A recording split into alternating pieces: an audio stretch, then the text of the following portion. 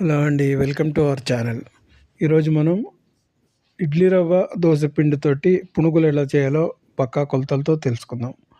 మొదట 2 కప్పుల దోశ పిండి, 1 కప్పు మైదా, 1 కప్పు ఇడ్లీ రవ్వ, అలాగే ఒక చిన్న మీడియం సైజ్ ఉల్లిపాయ తరిగి, కొత్తిమీర, కరివేపాకు, పచ్చిమిరపకాయలు తరిగి పెట్టుకోండి.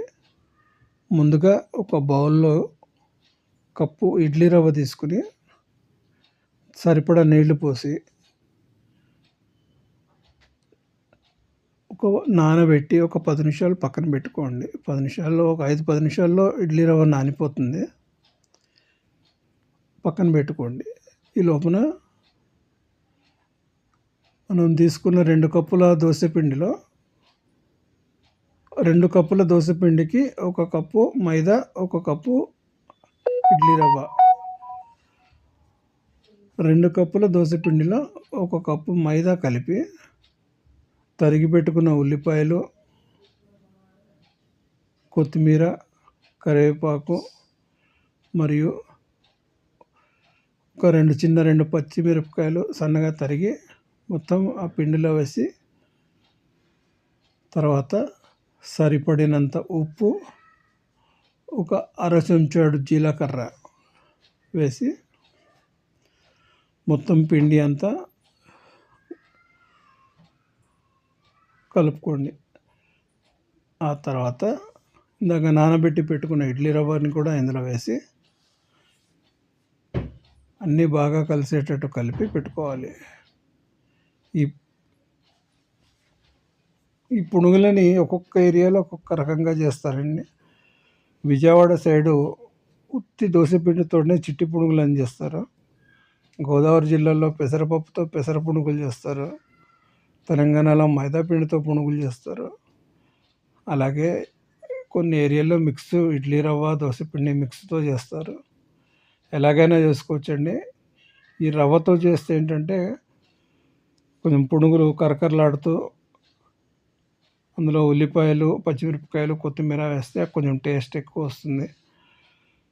ఒకసారి ట్రై చేసి చూసి ఎలా ఉందో కామెంట్ చేయండి. అలాగే మా వీడియో నచ్చితే తప్పకుండా మాకు సబ్స్క్రైబ్ చేసుకోండి. ఇందాక నానబెట్టుకున్న ఇడ్లీ రవ్వ అంతా కలిపేయటం అయిపోయిందండి.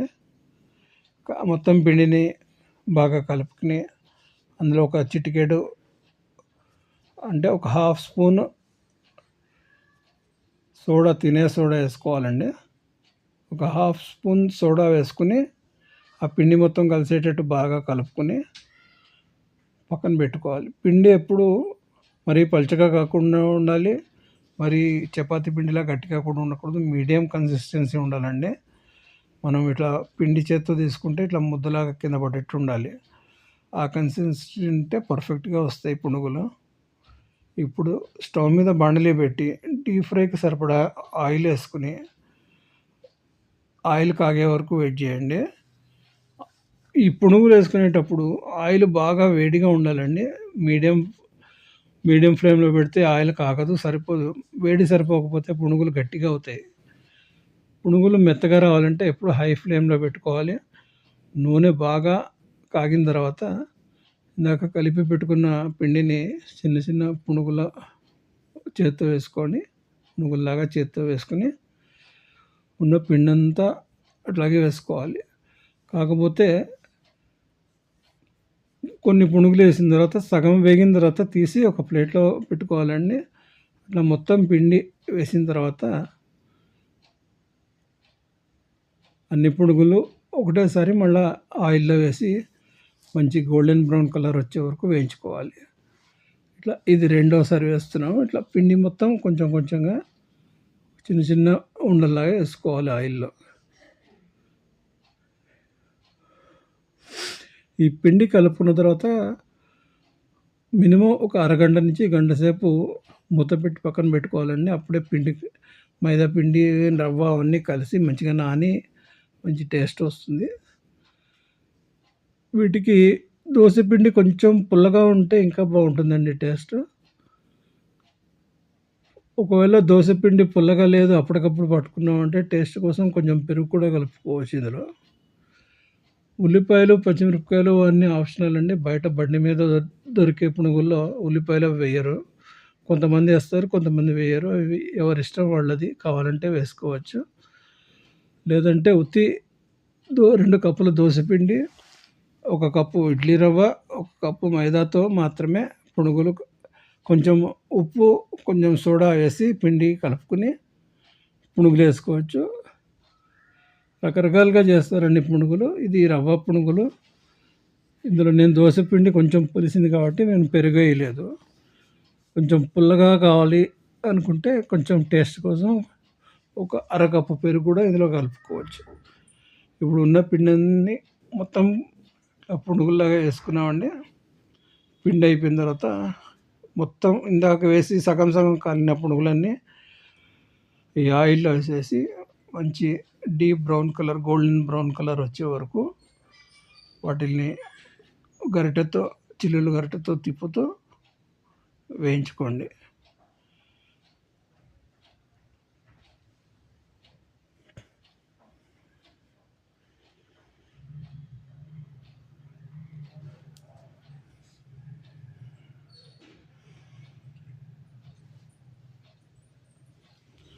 ఇందాక పక్కకి తీసుకుపెట్టిన పునుగులన్నీ ప్లేట్లో ఉన్నాయి.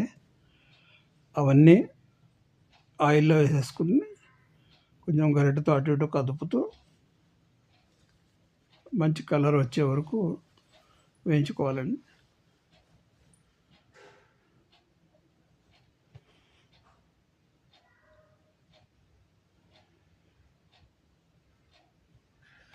చూసారు కదా, పునుగులన్నీ మంచిగా వేగిపోయి గోల్డెన్ బ్రౌన్ కలర్లో మంచిగా వచ్చేసాయి.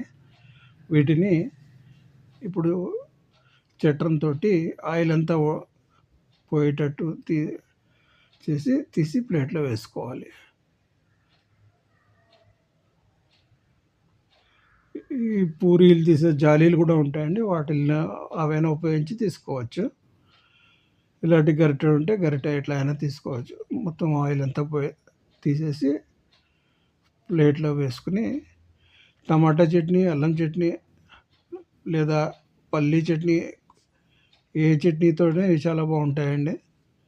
నెక్స్ట్ వీడియోలో హోటల్లో చేసే, తెలంగాణ హోటల్స్లో చేసే పల్లీ చట్నీ ఎట్లా చేయాలో నెక్స్ట్ వీడియోలో పెడతాను. ఇది ఓన్లీ పునుగులు పెట్టాము. ఒకసారి చేసుకుని టేస్ట్ బాగుంటే కామెంట్ చేయండి. మా ఈ వీడియో నచ్చితే తప్పకుండా మా ఛానల్ సబ్స్క్రైబ్ చేసుకోండి.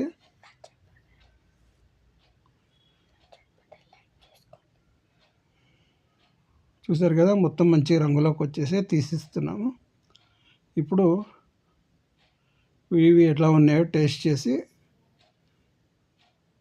చెప్తాం. ఉంటాయండి. నచ్చితే తప్పకుండా సబ్స్క్రైబ్ చేసుకోండి. Thank you.